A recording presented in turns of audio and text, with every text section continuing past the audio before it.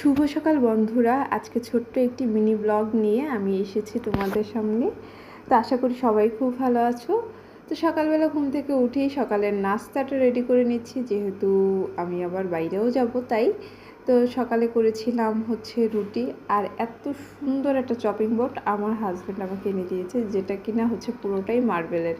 আর কিছু রুটি ফ্রোজেন করে রাখবো, যাতে হচ্ছে যখন তখন বানিয়ে খাওয়া যায়, যার কারণ পুরো সপ্তাহটাই আমরা দুজনই খুব ব্যস্ত। আর কিছু রুটি করেছি আলু ভাজি।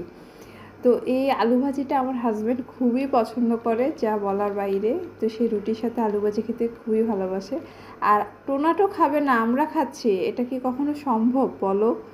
ও রুটি খেতে এত পছন্দ করে, যা বলার বাইরে। আর এমনকি আমরা যে জিনিসটাই খাই, ওকে একটু হলেও খাইতে হবে।